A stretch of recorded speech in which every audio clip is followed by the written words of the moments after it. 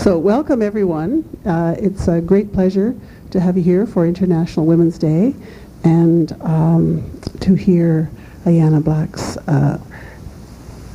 fantastically political and visionary poetry. I won't introduce Ayanna. I'm here as the head of the Center for Women's Studies and Education here.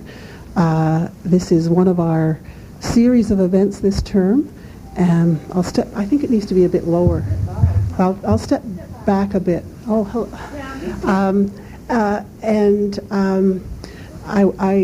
It really is an honor to have Ayanna here on International Women's Day as a reflection of the kind of vision and spirit of a really transformative activist movement. This is something that the Center for Women's Studies and Education is very committed to, as located here at the Ontario Institute for Studies and Education with strong links to community activism. We are well situated to be a bridge given where we're located and given the fact that many, many, many of our students come here from activism and from already very well-developed roles outside the academy. And I think this is something that Ayanna represents as well, is that connection of ideas, of reflection, of developing new possibilities and knowledge with the real work on the ground and the creating the space for that. And of course, International Women's Day is an honoring and a carrying on of a tradition of women's struggles to do that. Struggles for bread and roses, and in that spirit, I'll ask Pam to introduce Ayanna. Thank you very much. Oh, thank you, Angela. That was great. I'm just going to introduce Ayanna. Ayanna Black, who is seated here, is a pioneering black woman poet who has been involved in the feminist movement for over 20 years. She was born in Jamaica and lived in England for several years before emigrating to Canada in 1964. She was one of the founding members and editor of Tiger Lily Journal, Canada's first magazine by women of color, and is a published poet and editor of 3 collections of poetry and short fiction. She's read and conducted poetry workshops at public and high schools, universities, art galleries, libraries in Canada, the UK, US, and Italy. Today, for International Women's Day, Ayanna will reflect on her personal experience as a feminist poet, anthologist, and as one of the founding members of the Canadian Artist Network Black Artists in Action. She's going to read from her books No Contingencies, Fiery Spirits and Voices, and excerpts from her work in progress. And will discuss the creation of space for her work, her involvement in cultural and arts organizations, and the complex issues of diversity as they emerged over the past 20 years. Ayanna's new book, Invoking the Spirits, is also coming out in May, and we'd asked her if she could bring some books here today, but unfortunately the older ones are all sold out, and the new one isn't going to be out in May, but she has assured us that it will be there, and people can get copies of it. So may I introduce Ayanna Black. Thank you very much, Pam, and and Pat, yes, and I just want to thank the Institute OASI for inviting me, and also I believe the Women's Bookstore is co-sponsor, and I think it's really important to acknowledge these organizations, because really and truly these organizations like the bookstore evolved from this activism that we're talking about, and I think we really need to support it, and we really need to acknowledge it wherever we can, because those women, they really work extremely hard. So I just wanted to take the opportunity to acknowledge them on International Women's Day.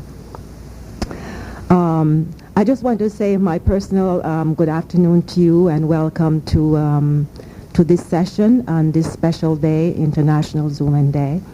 And thanks, as I said, to Pam Patterson and Pat Dorothy and Angela Miles, who is head of the Institute here. for inviting me again.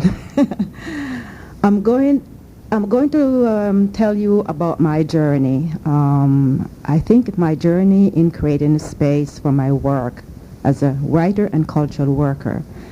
I think the way that I'm going to do this is to intersperse some poems, and at the end I will read the remaining poems from the previous work and from the work what we said was in progress, but now the book will be out in May, so Invoking the Spirit. So this is how I will conduct it, and then maybe I think there'll be question and answer after. Okay. Women issues were emerging in the arts and academic communities, and I began attending Frida Foreman's brown bag lunch lectures, and I think this tradition, I believe, continued. And I just want to expand on that a bit. Those were the days I was searching for some organization or like-minded women who were thinking about feminist issues. And I came across, I think her name was Martin, who was a visual artist, and she told me about the Stephanie Martin, thank you. And she told me about these lectures at OISE, and I believe it was just like now lunchtime, and we took our lunch and we listened to these interesting discussions. So I went along with Stephanie. And those days, the second sex, if I remember, was the Bible for us, and it just came out. And it was just an incredible experience for me anyway. Consequently, I met like-minded people, or like-minded women, that validated some of my ideas on feminist issues and which I incorporate in my work during those days. And I think one of the poems that came out of that, I'll just read it for you here. And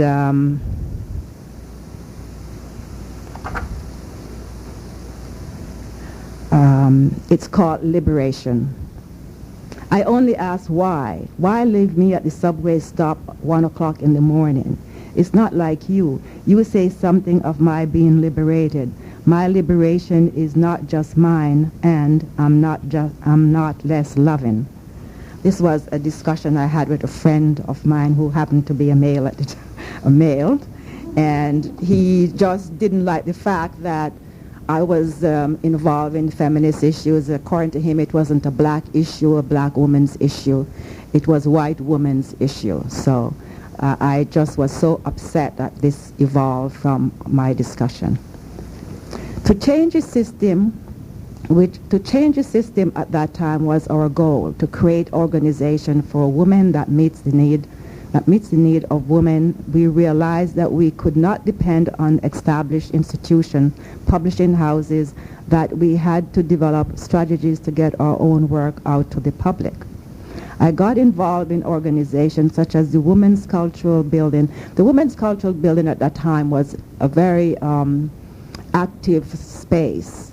And if I remembered correctly, I don't really want to go so back into the negativity of, or the problems, so much the problems that we had at that time, because at that time the Women's Cultural Building had no people of color or black women in their structure, and it was a real problem. But anyway, being who I am, I just wanted to get to understand more about the structure and how I could find space for my work. So in those days, it didn't matter, even although I was, many cases, the only one on the board or on the committee that was a black person or a person of color. The same thing applied to the first women's credit union. Although I was more on the artist side, being a writer, I also connect with the political aspect of the feminist community at that time. And of course, the Women's Credit Union was the first one. And those days, many women, it was so difficult for them to get loans from the bank. You know, can you imagine? You were working and it was hard to get loans from the bank. So the first Women's Credit Union was created. And I sat on the board for, I think, about 3 years. And at that time as well, times change. Women's employment center was also in establishment, and I worked there part-time at the time, and then I put in some time with the Women's Credit Union, and that in itself was so important for women, because women at that time were in the homes and taking care of their children, and it was so difficult for them to get back into the work field. So, and at that time too, they just wanted to work part-time, 20 hours, and it was difficult for them to do that. And bear in mind at that time, the daycare system was not as plentiful as it is today, and even today it's still not to the par as where it should be, because I really believe daycare center should be 24 hours. You know, women do work in the night, they work at night time, and they do work in the evening, so it should be 24 hours. And we're not at that stage yet. So we still have a long way to go in terms of that. So it was, although we had those problems, it was very exciting time for me anyway, because I was part of a team of women learning new ways in group construct, or, for example, how to work in a collective. Now, when we mentioned collective at the time, people thought we were communists. We were dealing with communism, you know, because this was a new word for them, collective, a woman, you know, you're working to do things in a collective. How does that work, you know? I mean, it was very difficult, but we had to work through the process. It was difficult, but we worked through the process. I won't get into the detail of it, because I'm sure most of us here now understand what it means to work in a collective. And of course, that was to develop infrastructure for women's work, and also for me, looking at avenues through which I could express my own work. In 1975, I met Liz Cromwell, another writer, and she introduced me to the literary group of black writers which she was developing. Consequently, I became involved and saw the fruits of my work with the first publication of a black woman's anthology, one out of many, a collection of writings by 21 black women in Ontario, and which she edited. Now, this was really interesting, and it was very ambitious, because I'm laughing because we can laugh now, because we had no experience whatsoever at putting together a book, and we had no publishing experience, we had no production experience, but we just felt it was something we had to do and learn from it, and this was what came out. It was a bad production, I must say. I mean, there are errors in there, the typesetting was so bad. But, you know, it was great. We learned so much from doing this, and actually we're very proud of it, and I'm still very proud of it, because this is a collector's item right now. So for me, this was really, really great. And as I said, we did everything together, and it was poorly produced. We learned a lot, and of course, we were and still very proud of it. There were few opportunities for women in general, and even less for black writers or people of color. Okay, I'm going to read this poem for you from this collection. It's a very simple poem, but it captured a lot during that period where I was coming from, I think, and my activities at that particular time, you know, biking around the city and looking at things and so forth. So I'll just read that for you. It's called Watching the Daisies. To the park I went on my bike. I rode to watch the daisies fighting. They hit each other back and forth on a cool September morn. Of course, it's you will figure that one out, which is interesting anyway. During this adventurous period of conscious raising and creativity, I learned about the challenges involved in working collectively, or as a friend once said, trying to organize artists is like trying to organize herd cats. But nevertheless, we pressed on, and of course, other organizations emerged. Williams Wallace Publishing, the Women's Writing Collective, and Fireweed. The Women's Writing Collective had, I just want to talk about these organizations a bit, because Williams Wallace and Wallace's company, she had no money, but she realized the problem at the time, and she's a woman from the Caribbean, and black woman from the Caribbean, and she realized that the writing basically we couldn't, it was difficult to get published except for the one that Liz Cromwell published, which is the one out of many, but the 21 black women in Ontario. And so she got on the bandwagon and she said, gee, I'm going to have a publishing house and I'm going to publish all you writers. And it wasn't just for black writers, because Vancy Casper was one of the, where she first published, and Gay Allison was one of the writers too. And so she published quite a few, and Betsy Warland, which you know, they evolved from her press as well, just as I did. And so she brought this, developed this press, which was very, very good. And then, of course, the Women's Writing Collective came along, and which was developed through Gay Allison, Betsy Warland, and Lynn Fernie, and a few other writers. Now, the Women's Writing Collective and Fireweed. The Women's Writing Collective, they had no money whatsoever. I'm just going to even expand on that. It was very brave, actually. But it was a group of women who got together and said, oh, we're going to do this, and let's sit down and see how we can work at it. They had no money, just like Ann Wallace was a poor publishing house. And I think what happened was people bought subscriptions before the magazine was actually came out. And I think Vancy and her husband helped to support it, I remember that. And this is how it started. And then, of course, the Fireweed, we had to find other ways to support it. And then, of course, the Fireweed Festival was formed as a fundraising initiative to finance the Fireweed magazine.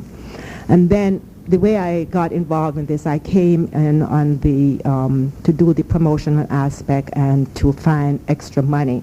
So I felt the festival was a good way to obtain finances for to support the magazine, and which it did. We did it. I worked on that for 2 years, and it was held at Harbourfront Center. And Harbourfront Center, I had connections there at the time, and we worked out something, and they gave us the space.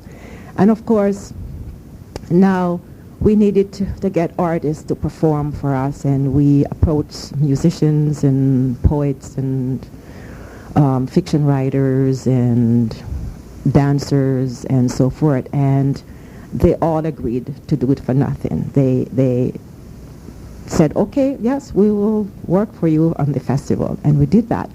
And one thing I want to say is that from that festival, I don't know, you probably are aware of Lorraine Segata. Lorraine Segata evolved from that festival with Bo Watson. I don't know what's happened to Bo Watson now, but I haven't seen Bo Watson for ages. But that's how she started, you know. And it was really, really great when she became part of that incredible group, you know. And so the Parachute Club, which is what she headed, you know. I think it's still around though, but I don't think it's doing very much now, but you still hear the music plays on the radio sometime, which is great. And then, of course, as I said, there were donations to the public for the publication, and from individuals and friends and so forth. And it really and truly launched a lot of writers. You can hear these writers around town today, and so,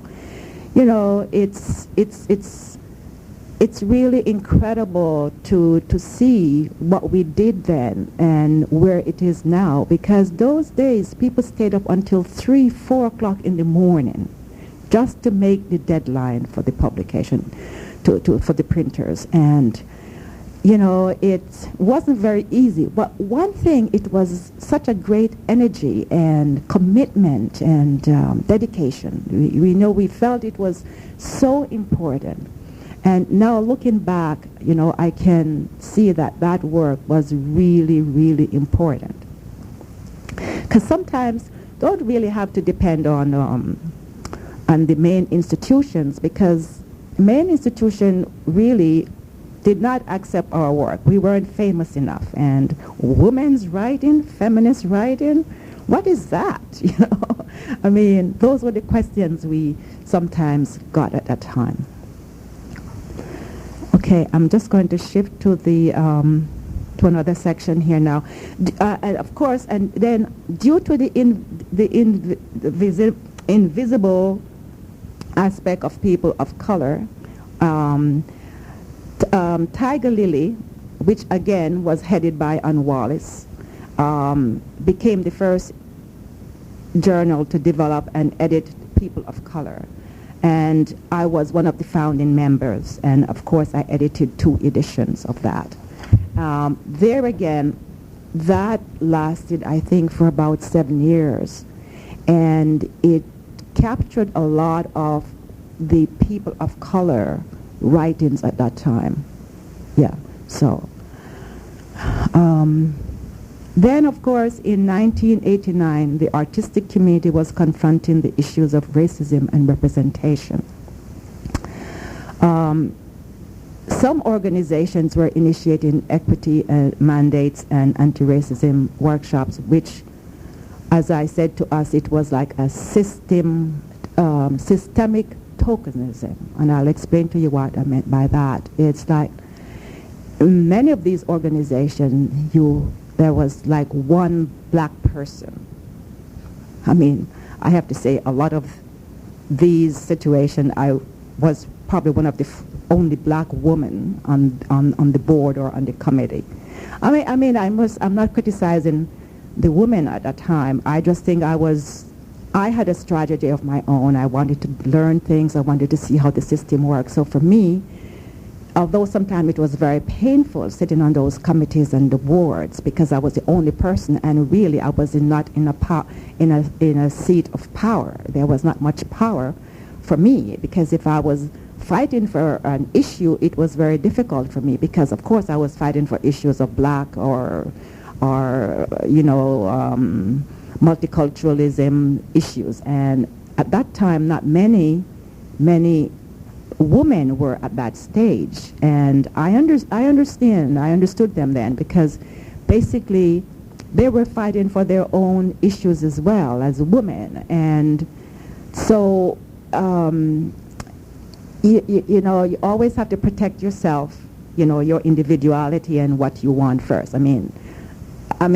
This is what I learned psychologically. You work for your own, you fight for your own issues, and they were fighting for their own issues, and I was fighting for my own issues. So in a way, it was very difficult to do that. But the whole aspect of that really was interesting, because it brought around a certain understanding of the issues.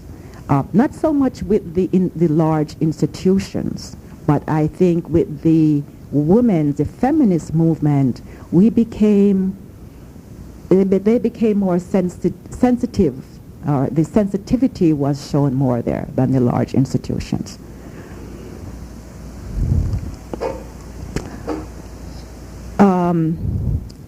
As I said, the black artists really, they felt marginalized by the system, and felt that, we had to do something, whether we divide ourselves and then develop our own issues, because it was too complex once we realized what was happening.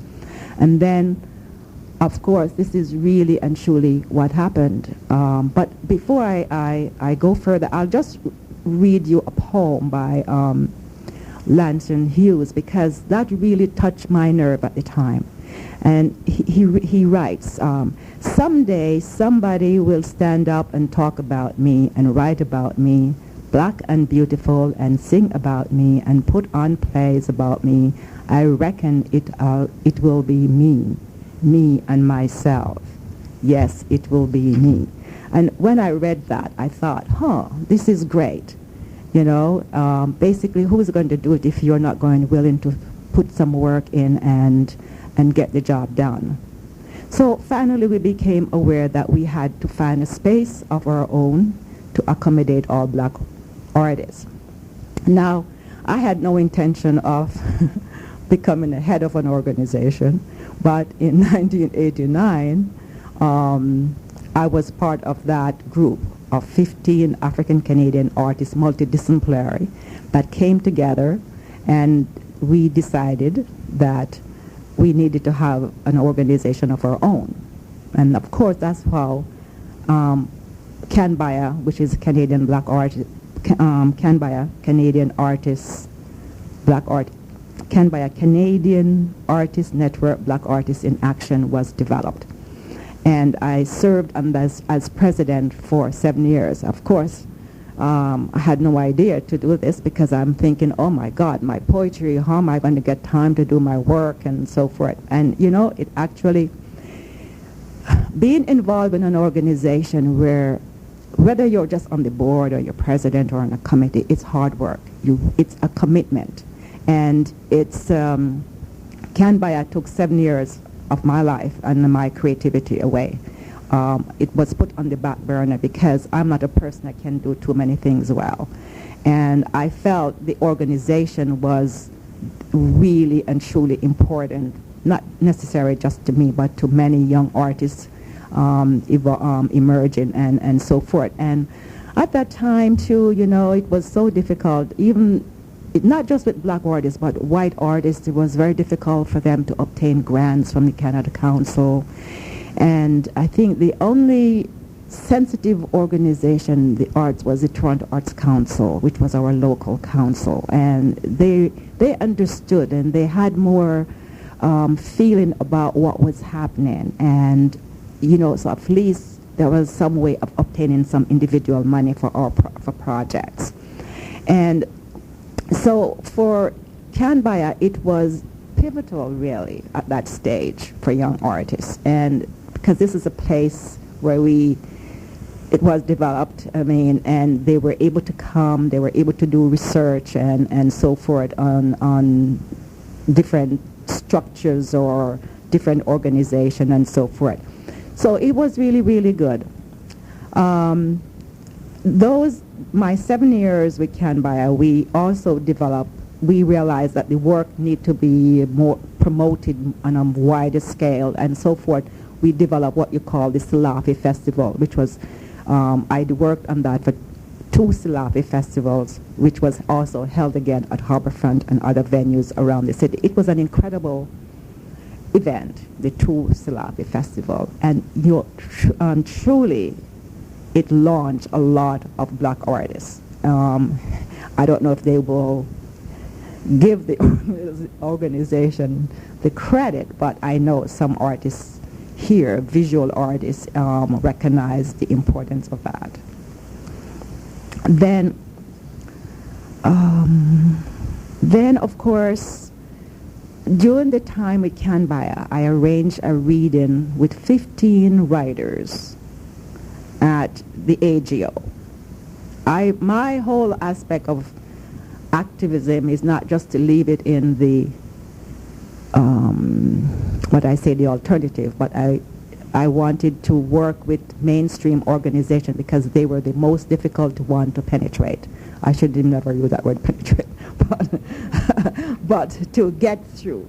And I went to the AGO and I arranged this reading, and I had no objection. They were quite willing to host the reading series. And of course, during that reading, one of the honchos from HarperCollins, I think, came to the reading and called me up and said, listen, would you put together a proposal with the 15 artists, the 15 writers, and send it to HarperCollins.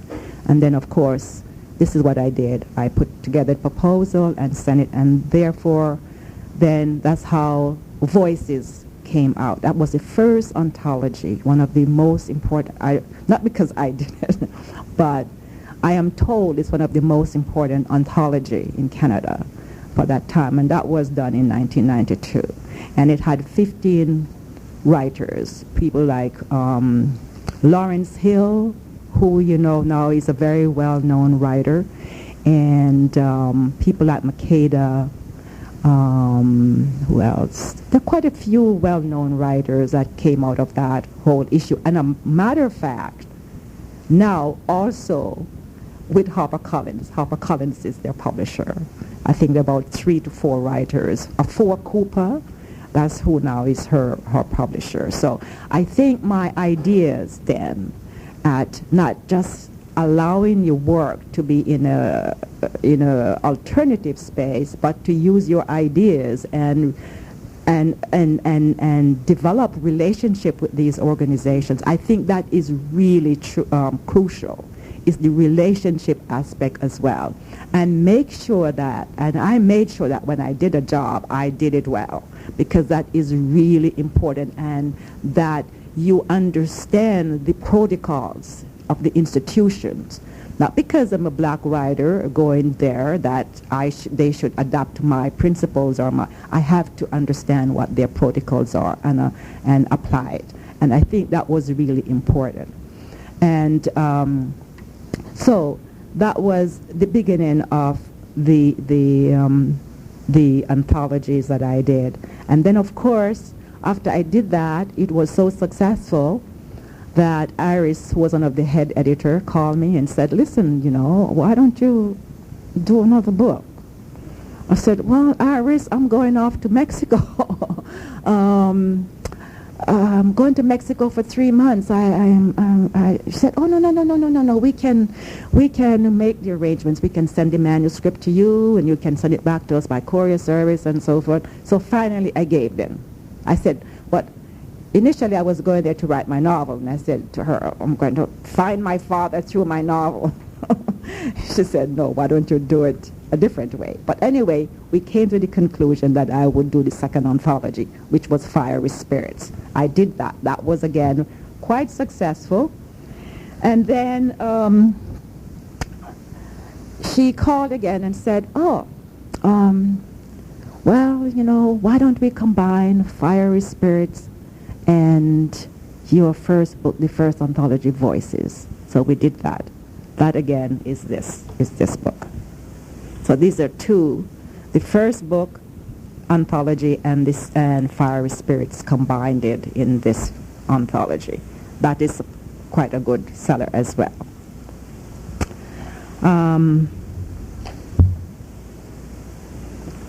My experience as a writer has taken me to places beyond my dreams, and I say that not simply. I say it with great pride, with great hard work, good understanding of structures and that I learned through those early feminist days, and really which helped me to expand. I have had the opportunity to work in the schools, conducting workshops, poetry workshops, region across Canada, and I've toured, as was said earlier, 6 European cities. I attended conferences in Copenhagen and Senegal, which was, for me, was very interesting, historically, culturally, and politically. Now, with all this, I say to myself, I look around and I said, well, what's happening now? And it's a different time. We're in a different period. different economic state. But like today, I remember, I'm not going to be too nostalgic here, but for me, this is really great to be here. But I woke up this morning, I heard nothing on the radio.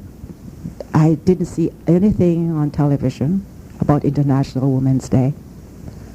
And I wonder, how come, you know? It's like, I don't know if we're sleeping or what, but I hope not. Maybe people are working quietly in their own space, and maybe this is it, you know, people are doing their own work, which would reflect some of this time that we're talking about now. But I do hope that it is. Now, recently, Nigel Thomas, who's a Montreal writer, and he did this anthology of writers, Why We Write. It's conversation with African Canadian writers, and it's interview technique. And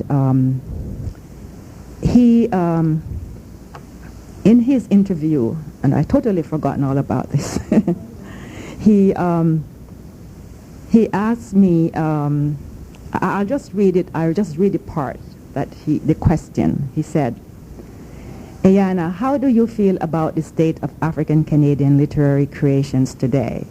This observation references an observation you made in 1992. I found that very interesting. In a discussion with Roberta Mars, who's another fiction writer and now a professor of philosophy. She commutes now between LA and Toronto. You state the following: I don't think the dominant culture is really committed to dealing with nitty-gritty issues of comprehensive accessibility.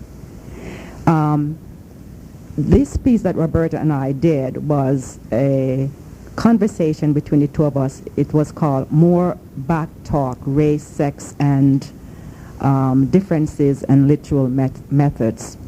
Now, my response to him was, I was right.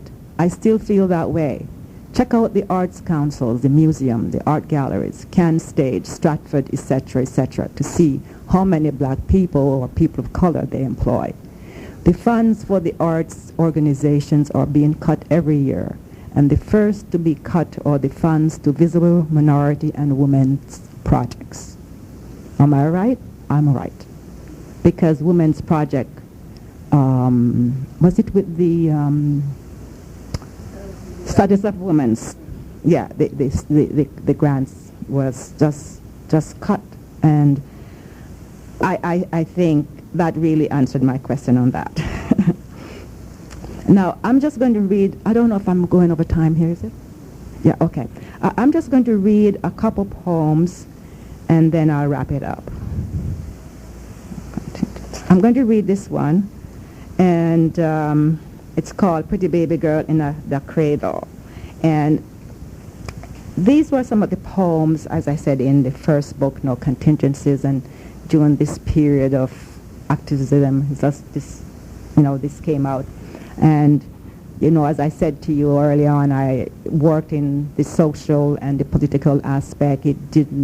For me, it was all one thing, whether it was a social group, a women's employment center or what, but there were still women's issues coming up and people suffering, and people needed a space. And this was when I was at Times Change, working the 20 hours to pay my rent.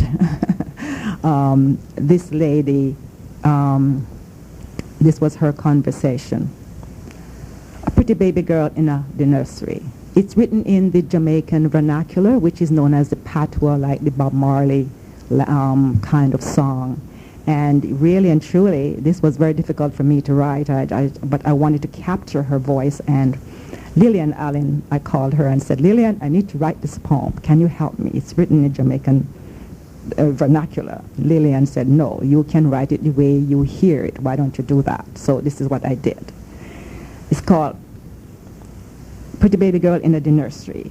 Me have a baby girl, she da weigh 6 pound 2 ounce. Me da come out of hospital on Thursday. Me no have no place to go and only $1 to me name. Me da call the picnic father, him say him coming to see me. Me no see him yet. 1 whole year now we dey go together, you know, miss. Him left and go marry Doris 2 months now. Here me da lay with only $1 to me name, with only $1 to me name, and a pretty baby girl in the nursery. A pretty baby girl in the nursery. So this was really, really sad. And you know, this is still happening today. You know, it's women are still economically poor, you know, and so, you know, the activism, you know, to continue is really, really important. Not because you're an artist, a writer or a visual artist or whatever, that there are not other aspects to look at in terms of economics, because the economics also affect all of us. You know, as writers, as visual artists, we do need studios, and if we can all work together, we'll make it much, much easier. Not much easier, but it will be, it would be more successful, yes, okay.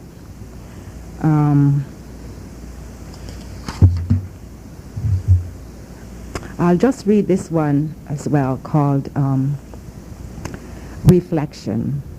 And I think this, I don't need to explain it, because I think we all, as women, I must say, I know there's only one male here, and I really appreciate him being here. But I know he came because of me too, so. But I'm sure he will understand some part of it. Reflection. Lord, you just see for me the troubles, all this the blood that come through, messing up me nice dress Grandma Agnes to give me. Blood-stained, flame-red blood, pinkish red, that reminds me of the times when accidentally me behind hit the ground, crushing falling berries, printing designs like spots of flame against the clouds. Me no see no bruise or wound, but me jaws that get wet and sticky, squatting, hand mirror my doctor's eyes, blood flows slowly, slowly, painting women like images of Arawak dancers dancing to the rhythm of their innocence. Now me time they come, for me troubles they start, this flower, this black iris wide opened. Now the full moon visits every 28 days.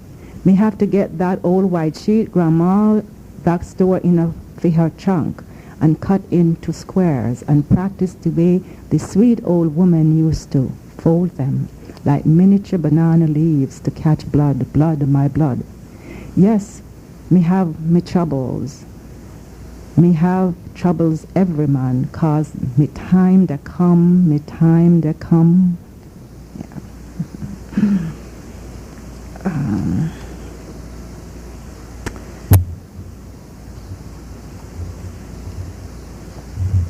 Papers,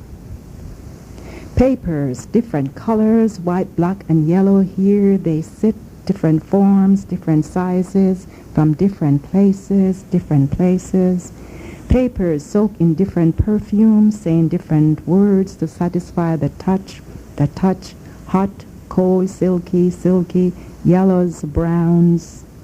Papers singed by biting flames, all burned to black ashes. And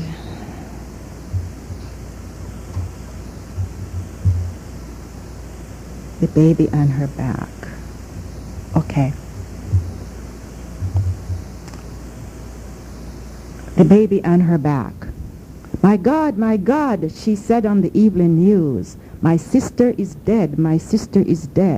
Bullets penetrated her neck and murdered the baby on her back. I mean, when you come to think of what's happening around the world, and innocent people are being killed, especially children and women and men as well, but a war where there shouldn't really happening. I mean, it's just incredible what's still going on. And I still think we really need to lend our voices to some of these people who are being silenced, you know. That's part, I think, of activism, you know. Doesn't matter how simple it is, but just to get the word out, I think it's really important. D.O.A, dead on arrival. They all prepared if they died for equality in the humid musky town in South Carolina. Ravens were down before the angels appeared. Walking to the chamber of death, the gunpowder inside their guts could crumble the Statue of Liberty. Gunshots fired, cops walked forward. Some fell to the ground for cover, some fell dead. John is shot, a voice yelled, blood, lava gushed from his throat, fertilizing an oak tree. He can't be his friend with shocked eyes. Damn you, I'll blow all your necks off. The police threw his body like a side of bleeding beef, shoved in the Black Maria, killing time. This was a lady I know who was psychiatrically ill, and she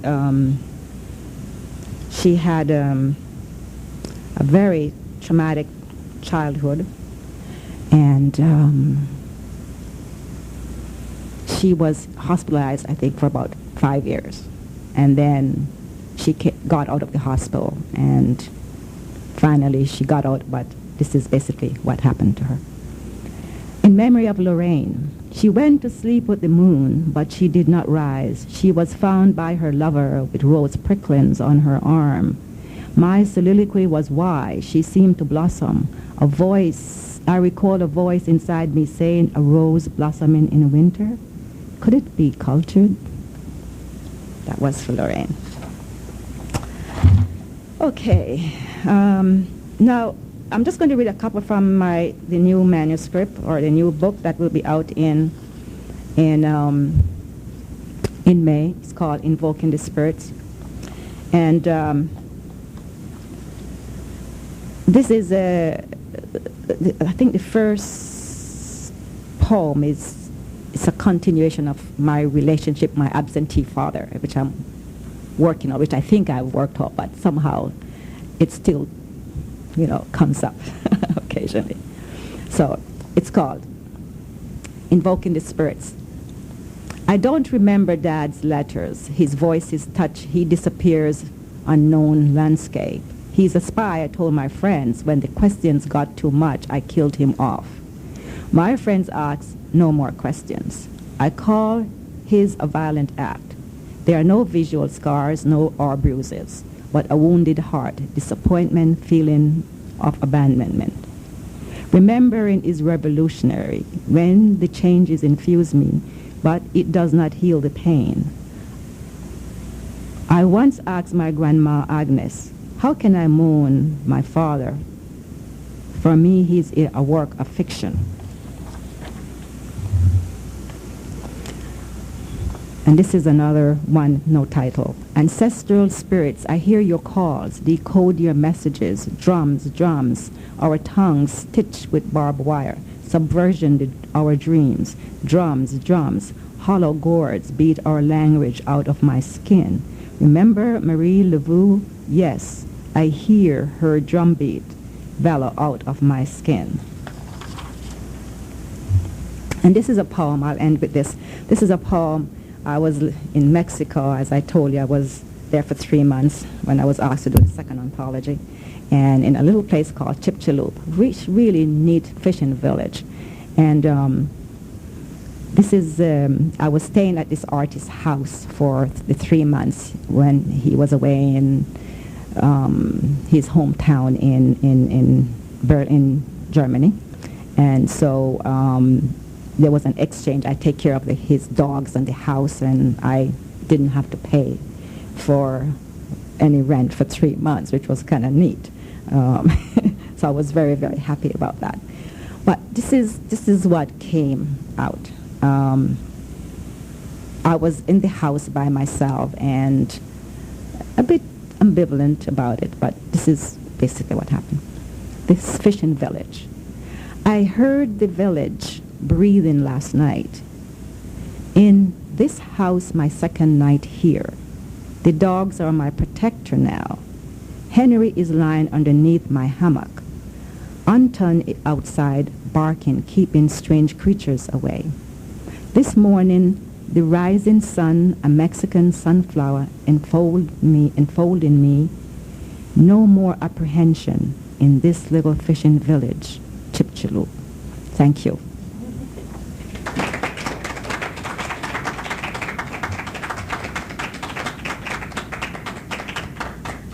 Now, I believe there's some questions, if I can answer. Ayanna, I actually wanted to ask if you could speak a bit about Link Alive, which is one of my favorite projects. And I think it was so far ahead of its time in a lot of ways. Totally forgotten about that. Linked Alive, okay. I think he asked me about that too in here. I'll see if I can find it.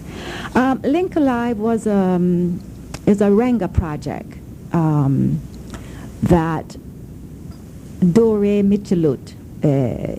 Italian writer, she's from an oral culture as well. She has what they call Fulon, is one of the culture there, the language there. And we occasionally met for coffee, and of course we were discussing all this literary writings and language and so forth. And then she came up, we decided that together that, oh yeah, that's a very interesting thing. Oh, you Fulon, yeah, I didn't realize that. So we decided that we would come up with this idea of this project, and Renga was the idea we ended up with, because it has a long history. It was the Chinese, it came from the Chinese. The Japanese borrowed it. We call it borrowed it. And they turned it into an incredible literary art form. And it's basically what you call a call and answer. It can be done in many ways. It could be done with 2 person or 3 or 4 or whatever. It could be done in multidisciplinary field with a visual artist or a musician or whatever. But we decided that we would work with 5 writers. And we work with, I think, 3 men and 3 women of different culture. I work with D.O.A. who's Italian, and I worked with Lee Miracle, who is native, and Paul Savoie, who is French. And the whole idea around that you have to spend the time together. With these writers, I spent 1 week. D.O.A. we spent 2 weeks because we went to Mexico to do it in Merida. And Paul and I worked around the city. I flew out to Vancouver and worked with Lee Miracle in her home. So it was like a lived experience, and you created out of that lived experience. And so what happened is, maybe I just give a good idea. It's like, for example, I would write a stanza and hand it to D.O.A. And if D.O.A. did not like it, she would say, no, I can't. So I would have to take it away and rework it, and then hand it to her. But something must appeal to her before or the persons that you're working with to respond. It's like a call and answer. When we took this project to when we did the European tour, this is a professor from Calabria saw us with reading from this work at York and invited us. And he arranged a whole tour through Europe. And in Calabria University, they see it similar to jazz. They call it the call and response, because in a way it is call and response. And they were just fascinated with the whole idea. So that's basically how it works. And then you write and then you edit together the work. That's basically it, So I don't know if that answers you. Yeah. And it's funny because Nigel asked me about that project, but it's too much to go through to give you my answer on that. But that's the quickest way I could respond to it. It's a very interesting project. And my book right now, Invoking the Spirits, from my first book, which is No Contingencies, I came up with this idea. I don't think it's new, but I took some of the old poems, basically the political poems, and then reworked the poems by doing a cross out, and then use a line from the previous one to respond to what is happening now. Because in a way, when I did the South African poems, the Old Africa poems, which is more political work, things have changed, but not so much. Because when you look around us, the war that is happening, and at the time in South Africa, the apartheid issue, and even in South Africa today, yes, we do have Nelson. We got Nelson out of jail. There again, that was another thing that the arts played, which I didn't touch on. The arts played a very important role in the apartheid issue.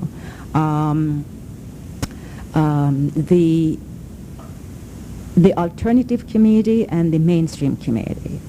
I remember, I didn't touch on that. I was I was on a committee at the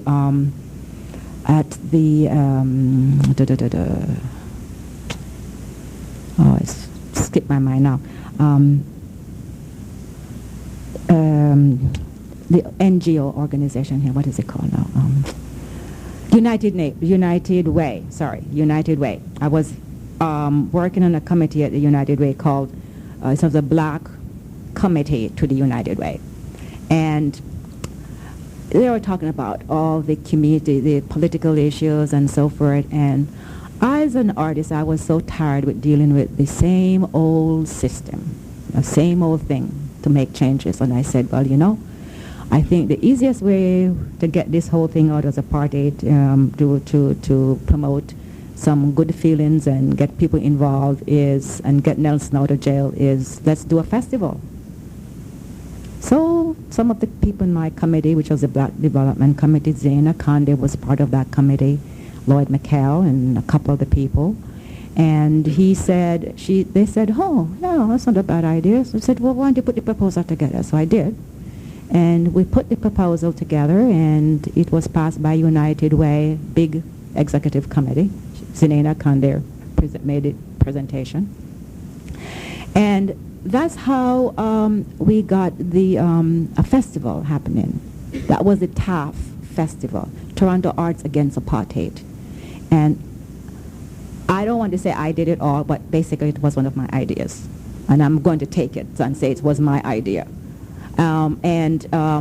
So we did the Toronto Arts Against Apartheid, and it was an incredible event because we brought in the union people, the biggest organization, protest organization for the union. 10,000 people came out, and it just opened it up to everyone to be a part of it.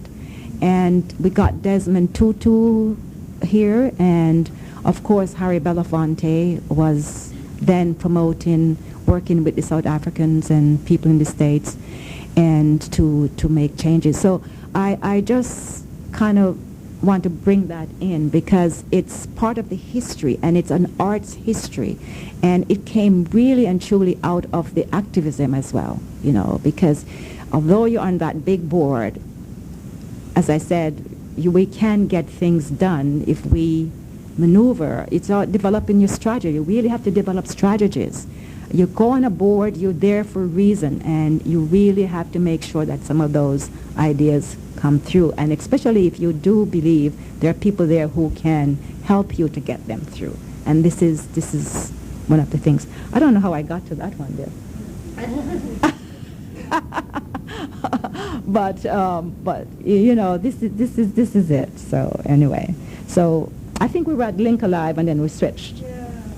I don't know how we got there, but that just popped out somehow. Yeah, okay. Now we're coming around politics, yes.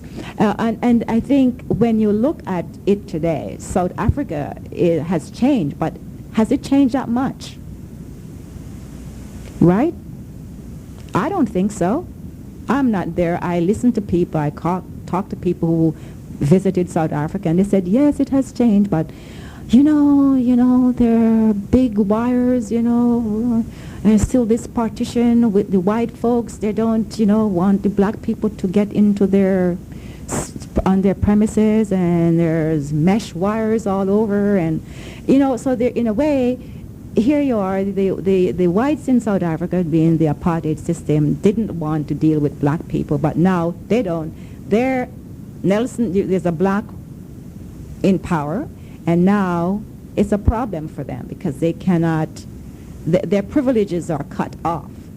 And now what happened is, from what I was told, some of these people now, they try to return to England, their hometown, but when they arrive there, they realize the visible minorities there are just as much as in South Africa, and they can't slip to the front line to get privileges, so they come back, they return.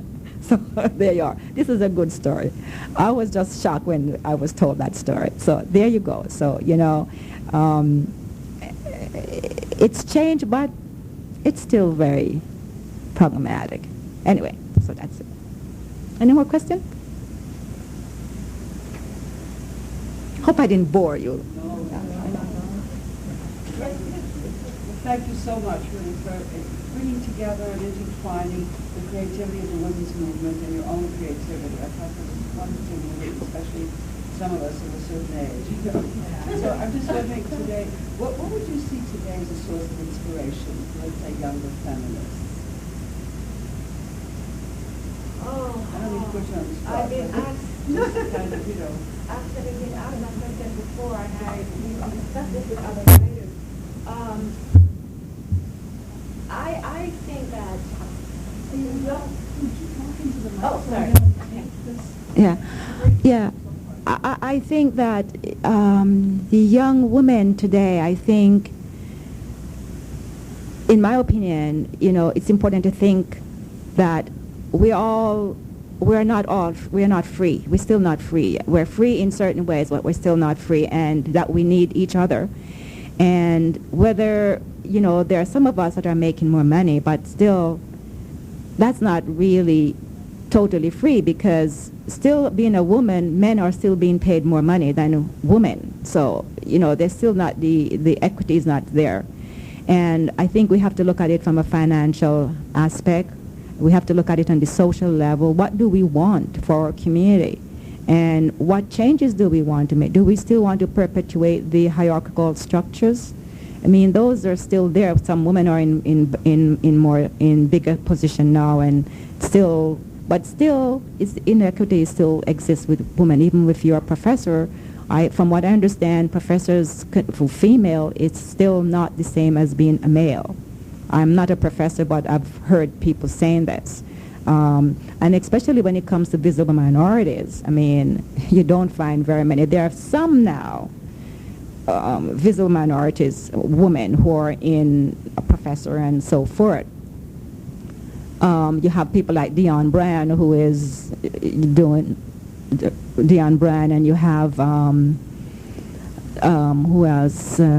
That's about the only person that comes to my mind. Yeah, Himani. Yeah, and so but those people are mostly in the arts, right, or humanities, right?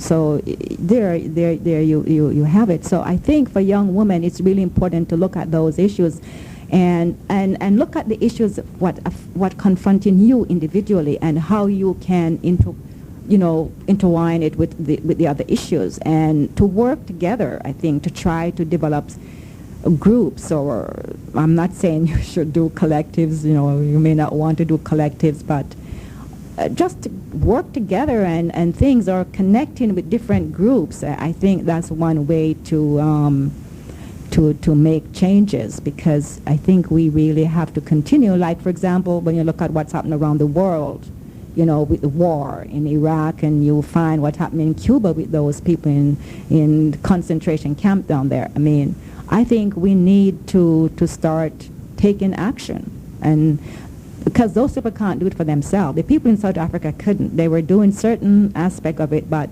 basically and truly it was the international community that got Nelson free, and I think we should take that with pride that we did it.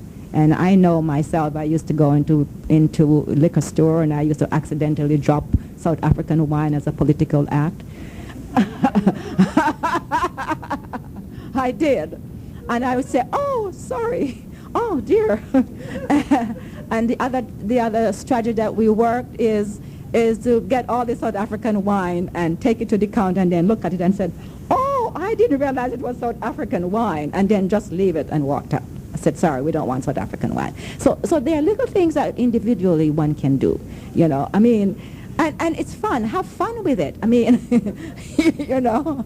I mean, you know your strategy. You know why you're doing it, so you're not afraid. You know it's in your head. Okay, this is what we're going to do, and I'll take the consequences, because you really have to take the consequences. If you really want changes, you're going to have to say, I'm going to have to take some of the pain and whatever it is, whether I have to work hard, I have to scrub floors or whatever, but I'm going to do it. Nothing comes easily. That's it. So I don't know if that answers you. Frida, did that answer your question? Yes. Yeah. Oh, okay. Oh, I suppose the fire is still there, right? I thought it died. Okay. Any more questions? Okay. What else you did besides dropping wine? Tell us some others. Okay. The wine was my favorite, right?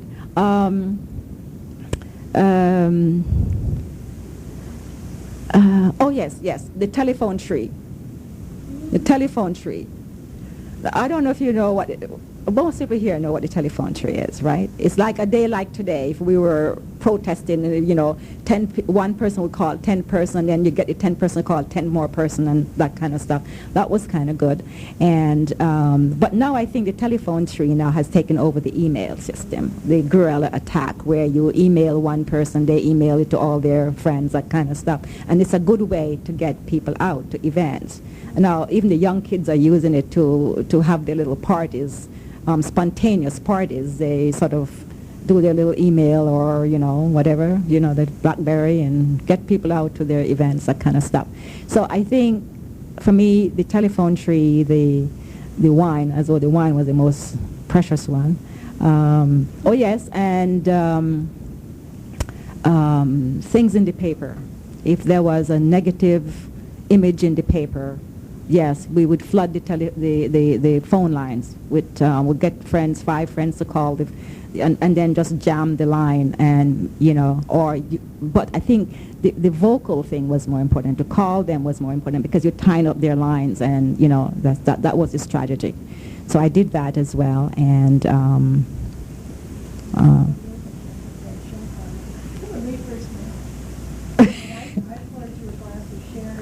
so that I would have carried. I had heard Mandela say, it was reported in the paper that he said not to protest because it put black workers out of work. So anyway, I bought some South African wine, and Ayanna and I just met, and I poured her a glass of sherry, and she said, I hope you choke on it. That's the lesson I ever had. And all with Mandela. I didn't remember. That was so long ago. Vance reminded me about that a couple of weeks ago. I couldn't remember saying that. I said, me saying that? Yeah, anyway, yeah, but I was fully charged then, you know. Some of the things I said, I have no recollection of it, but it happened. Other people remember it. Yeah, okay. I think that's about it. But I think the poetry too, you know, I think to get that out, I think it's also important, you know. So if you're a writer, that's one way to do it, you know, and yes, of course, oh yes, this is a good one. Representation, right? I was so upset about representation, images in mainstream buildings, you know, like the City Hall, Queen's Park, and so forth, you know. So I got this idea. I thought, no images of people of color or black people in these institutions. I'm going to do something. So I had a friend who was working at the store at the time and said, well, why don't you do it? Why don't you write something about representation? So I did. So I wrote something about City Hall, not enough images, and then, of course, I tied it in with the ROM at the time as well. So that was one way, and it it was political. People felt that I went a bit far, but I didn't think I did.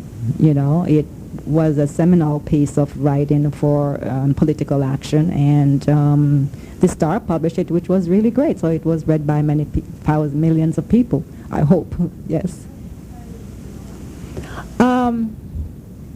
I was looking at the how many people that they had employed at the time were involved in their organization, and so because the whole idea is if you don't have people of color involved, then the policies cannot change, and so this is how I attacked it in terms of their policies and the equity issue. Yeah. So this is it. And I found out how many people they had working there, how many people of color and black people and so forth, And so this was it, yeah. I think it was just before they did that exhibition, that political, out of Africa.